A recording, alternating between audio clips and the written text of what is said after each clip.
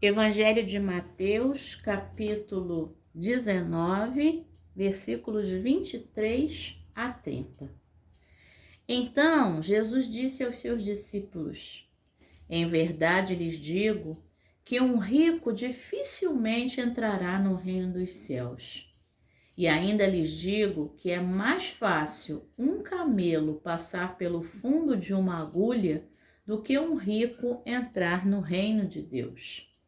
Ouvindo isto, os discípulos ficaram muito admirados e perguntaram: Sendo assim, quem pode ser salvo?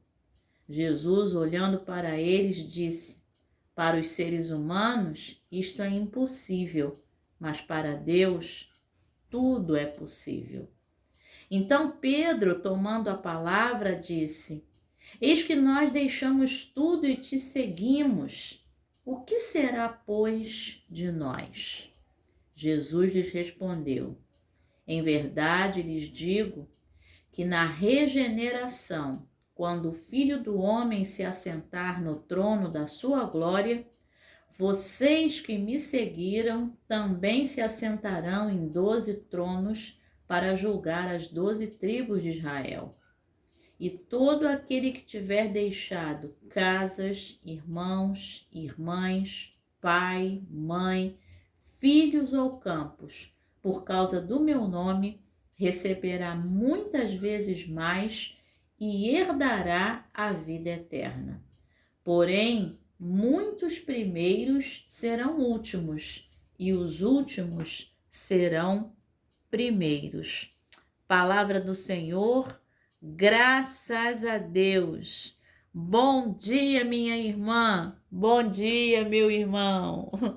Hoje é dia 29 de janeiro de 2023, é domingo, dia do Senhor. Domingo vem de Dominus, que é a palavra Senhor em latim, e aí na cultura cristã, o domingo é o dia do Senhor porque é o dia da ressurreição de Jesus, o primeiro dia da semana, lembra lá?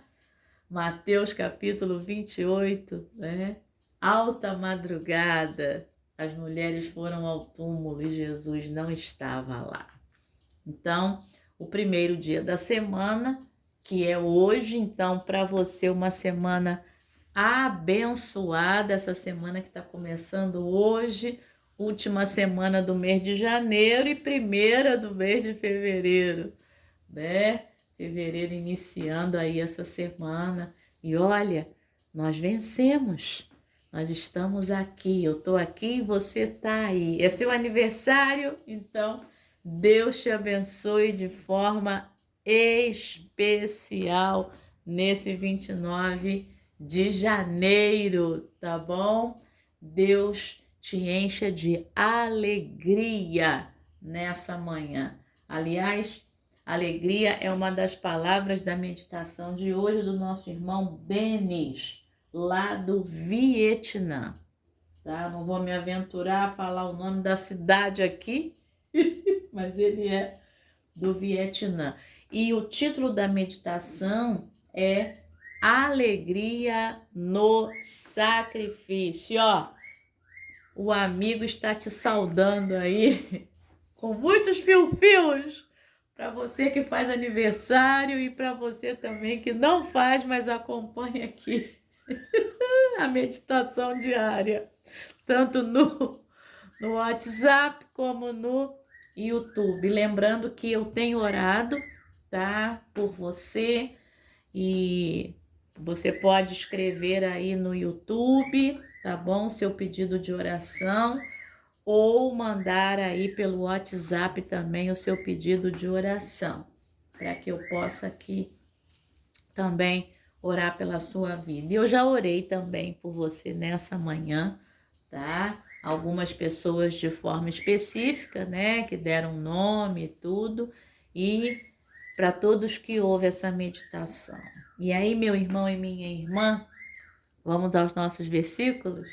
Você tem esperado no Senhor? Pois é. Mas os que esperam no Senhor renovarão as suas forças, subirão com asas como águias, correrão e não se cansarão, caminharão e não se fatigarão. Isaías capítulo 40, versículo 31. Porque a sua ira, a ira do Senhor, dura só um momento, mas no seu favor está a vida inteira. O choro pode durar uma noite, mas a alegria vem pela manhã. Salmo 30, versículo 5. Pois é. Então, continue esperando no Senhor. E olha, amanhã chegou. Então, a alegria chegou, a alegria de viver. E a alegria no sacrifício também, porque é sobre isso que o texto aí de Mateus, capítulo 19, versículos 23 a 30, vai falar. E aí, Jesus vem e diz aos discípulos: em verdade lhes digo que um rico dificilmente entrará no reino dos céus. De que rico Jesus está falando? Daquele rico que põe a sua confiança, a sua vida, a sua esperança, o valor na sua riqueza. Porque Deus não daria riqueza a muitos homens que utilizam essa riqueza para a glória de Deus, para financiar ministérios, para ajudar em ações missionárias, para construir fundações, para auxiliar crianças, abrigos para pessoas em recuperação, lares para idosos. Deus não daria dinheiro a essas pessoas, o poder do dinheiro, né? Da administração do dinheiro a essas pessoas, né? Se isso fosse para todos os ricos, né? Há pessoas que são riquíssimas, mas que são extremamente auxiliadoras, extremamente generosas, né? Com toda a sua riqueza. Há pessoas aí da mídia que a gente sabe, né? Que doam a maioria do seu dinheiro para o auxílio das pessoas, para a obra de Deus, porque isso é a obra de Deus, né? Então, Jesus está falando de um rico que põe a sua esperança na riqueza, o valor da sua vida na riqueza. E aí, por que é isso? Por causa do contexto, né? Do que vai sendo falado até o versículo 30. E aí ele faz uma figura que nós, que estamos na cultura do século 20 e 21, muitas vezes não entendemos. E ainda lhes digo que é mais fácil um camelo passar pelo fundo de uma agulha do que um rico entrar no reino de Deus. Meu irmão e minha irmã, a agulha aqui não é a sua agulha de costura, nem a minha, tá? A agulha que a gente conhece, aquele buraquinho, o fundo da agulha. Não. A agulha é uma passagem que havia nas portas das cidades. Os muros das cidades tinham uma espécie de porta, uma construção assim com um bico em cima, ou oval em cima, e no meio havia uma abertura, tá? Assim, na vertical, e na parte de baixo, essa abertura era um pouquinho maior, é o fundo da agulha. Para que isso servia? Para que os flecheiros ficassem naquele fundo da agulha, para quando o inimigo viesse, dali ele ia lançando flechas, porque no buraco da agulha, né, na parte de baixo, o fundo da agulha, o flecheiro se posicionava, dali ele tanto via o inimigo vindo, como ele poderia posicionar a flecha ali e ir lançando. Isso é o fundo da agulha, tá?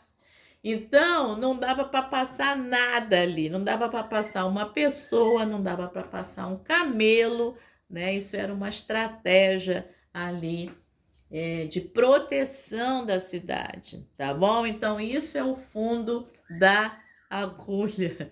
Se a gente for visitar, eu já vi isso no YouTube, né?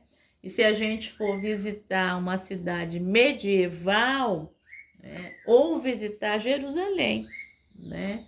Existe lá o muro externo, ali com as agulhas para a gente poder ver. Eu nunca fui a Israel, mas eu vi ali no YouTube um professor explicando, tá? Muito bem. Ouvindo isto o quê? Que é mais fácil um camelo passar pelo fundo da agulha do que um rico entrar no reino de Deus. Ouvindo isto, os discípulos ficaram muito admirados e perguntaram: sendo assim, quem pode ser salvo? Isso aqui chama a atenção.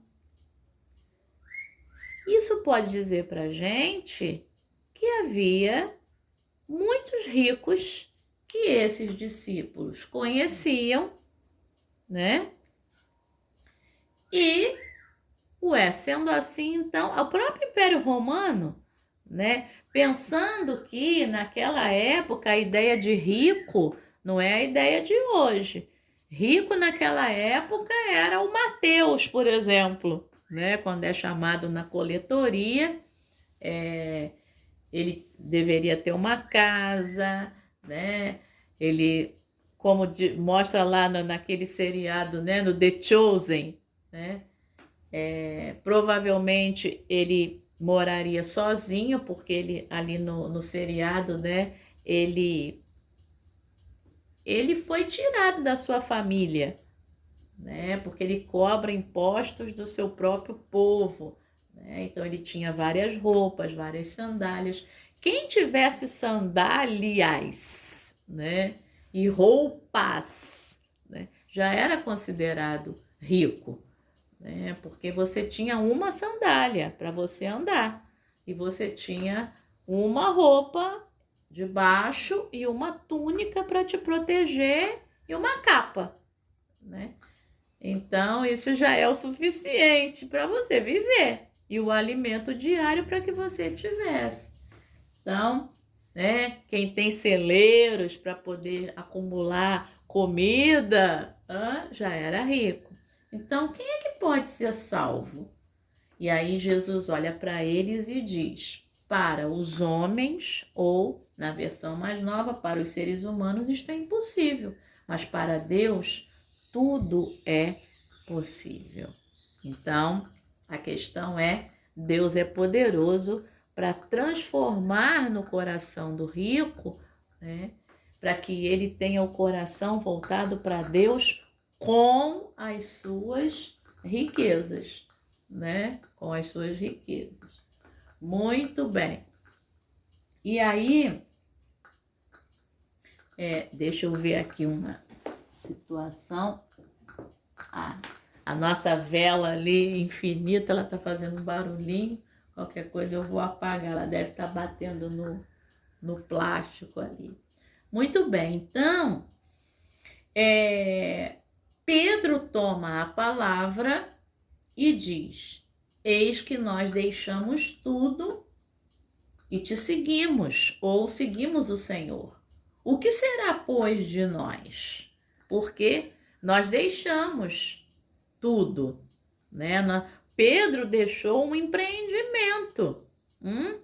Ele não era um simples pescador que ia lá e pescava e levava para casa. Não. Ele é um pescador que tem um empreendimento, que vende os peixes no mercado ali, né? À beira do Mar da Galileia e tudo. Não é à toa que eles moram ali, porque moram perto do trabalho, né? Pedro e João, né? E Tiago, né? Trabalhavam juntos, provavelmente, uns pescavam. André, irmão de Pedro, pescavam, e Tiago e João limpavam as redes, provavelmente trabalhavam ali juntos numa cooperativa, né? Então, meu irmão e minha irmã, nós deixamos tudo, diz o Pedro, e te seguimos. E agora? E aí Jesus vai dizer: em verdade lhes digo que na regeneração, quando o Filho do Homem se assentar no trono na sua glória, ou seja, quando tudo for transformado, né? Quando tudo for regenerado, novos céus, nova terra, quando isso acontecer, ele diz: vocês que me seguiram também se assentarão em 12 tronos para julgar as 12 tribos de Israel. O número 12, né, é um número bastante significativo na cultura judaica.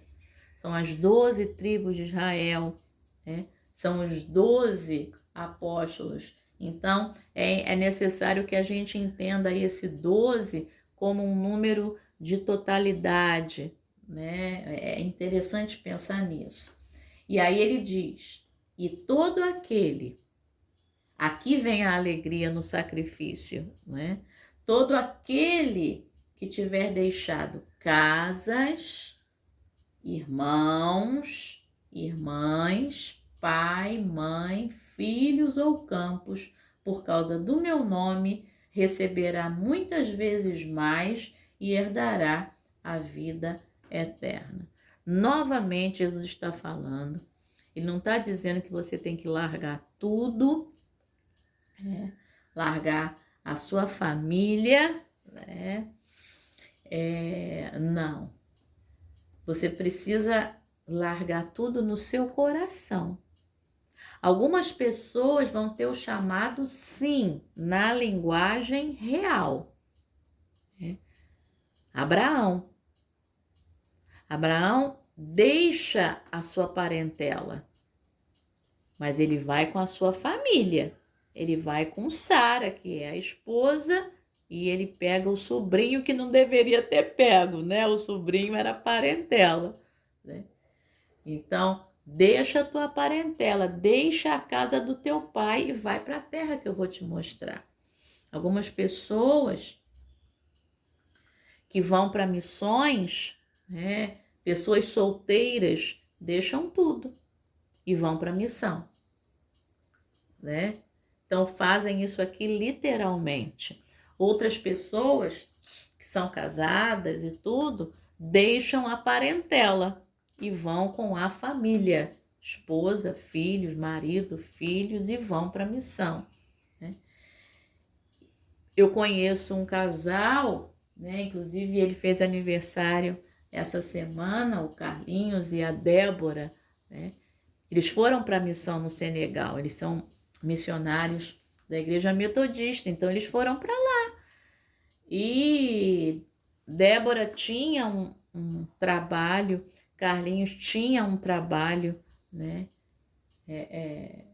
fixo e estatal, e deixaram tudo e foram para o Senegal, né? E Deus tem sustentado a vida deles até hoje.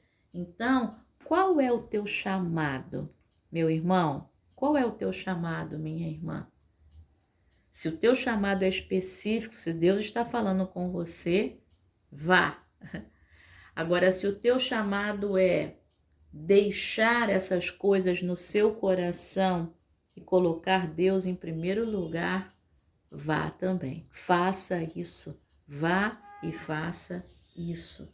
Tá? Só você sabe como Deus fala no teu coração, no teu interior, a voz interior aí em você. Tá? De repente ele está te pedindo para você deixar um ambiente e ir para outro. Está dizendo para você: vem viver comigo, né? Vem viver uma vida diferente. Então ele tá te dizendo: sai daí e vem para cá, né? Mas você sabe o que é esse daí e você sabe o que é esse vem para cá, né? O que é esse saia daí e venha para cá. Se é literal, né? ou se é uma questão dentro de você. Ou as duas coisas, tá bom? Então pense nisso. Verso 30, porém, muitos primeiros serão últimos e os últimos serão primeiros. Por quê? Alguns vão ouvir isso tão claro e vão. E outros que seriam os primeiros não querem obedecer, né? É muito interessante. Deus às vezes fala umas coisas pra gente e ele me falou algo ontem, hoje pela manhã, algo específico meu. É um detalhe, eu falei, mas Senhor, não é isso mesmo. Então tá bom, Senhor. É algo que eu ganhei, e que não é para ficar comigo. Eu preciso entregar para que seja de outra pessoa. Olha que interessante. É um objeto, né? Eu ganhei e aí é uma roupa, né? Eu ganhei. Eu vesti, deu certinho em mim, mas alguma coisa dentro de mim diz assim: isso aí não é para ficar com você, é para dar para outra pessoa. Então eu não sei quem é a outra pessoa, né? Então, mas Deus sabe. Sabe, é algo assim que você não entende, mas de repente a outra pessoa que vai ganhar vai ficar tão mais feliz do que eu, né? Ficou linda a roupa em mim, mas não é para mim. E aí? Né? São coisas de Deus. E aí a gente é melhor obedecer, não é assim? Muito bem. Vamos lá, a meditação do nosso irmão Denis. Ele coloca o versículo 29, que nós já lemos, tá? Como epígrafe, e vamos à meditação então. No verão de 2011, eu estava em Singapura para o que pensei que seria uma curta viagem para renovar meu visto antes de retornar ao meu campo missionário no norte da Índia. Eu estava animado para enviar um e-mail para a minha igreja patrocinadora e relatar meus primeiros meses de trabalho, mas fiquei perturbado ao saber que eles não enviariam os fundos necessários para que eu continuasse o serviço missionário. Cheguei à dolorosa conclusão de que meus sonhos missionários na Índia haviam acabado. Deixei um baú na Índia cheio com tudo que eu tinha. Agora, todas as minhas posses terrenas cabiam em uma mochila escolar. Deixei o trabalho missionário e fui para a Coreia, sentindo-me desanimado. Eu estava apenas tentando servir a Deus. Por que Deus não providenciou meios? Foi a pergunta dele, né? Vamos lá. Com as escrituras de hoje, aprendemos que servir a Deus pode vir com a perda de conforto, segurança e até mesmo perspectivas futuras. Ao mesmo tempo, aprendi muito com minhas muitas e variadas experiências. Ganhei amigos e familiares. Eu vivi em vários países sem nunca ter falta de abrigo, comida ou a doce comunhão do povo de Deus. Viu? Quando fazemos sacrifícios para Deus, ganhamos mais do que podemos imaginar, tanto nesta vida quanto na vida futura. Pois é. Vamos orar com o Denis. Querido Deus, dá-nos coragem para arriscar nosso próprio conforto para que possamos levar outros a conhecer a alegria que somente Tu podes dar. Em nome de Jesus. Amém. Pensamento para hoje? Fazer sacrifícios me permite servir a Deus mais plenamente. E a oração específica é pelos missionários internacionais. Vamos orar? Senhor, nosso Deus, nosso Pai, nós queremos te pedir agora pelos missionários internacionais. Eu coloco nas tuas mãos a vida do Carlinhos, da Débora, dos seus filhos, Senhor. E colocando a vida deles, eu coloco a vida de cada missionário internacional. Senhor, os casados, os casados com filhos, os solteiros, Senhor, os viúvos, os divorciados, Senhor, homens e mulheres. Coloco também, Senhor, a vida do Gustavo e da Carla, Senhor, ali na Ásia, e dos seus filhos, Pai, Senhor, e de tantos outros, Pai. Eu coloco diante de Ti o trabalho que eles fazem. Peço a Tua proteção sobre a vida deles, Senhor. Junto aqui com meu irmão e minha irmã, nós Te pedimos por isso. Guarda, protege e que cada missionário e missionária possam fazer o trabalho do Senhor. Todo o trabalho que o Senhor tem para eles, Senhor. E que nesse dia eles recebam uma alegria vinda do Senhor, uma alegria que os renove, uma alegria que os fortaleça. É o que nós pedimos e te agradecemos. E também te pedimos e agradecemos pelos aniversariantes deste 29 de janeiro, Senhor. Que eles sintam a tua alegria, que eles sintam a tua renovação neste dia. É o que pedimos e agradecemos em nome de Jesus. Amém. Excelente semana que está começando, excelente domingo. Deus te abençoe. Amém.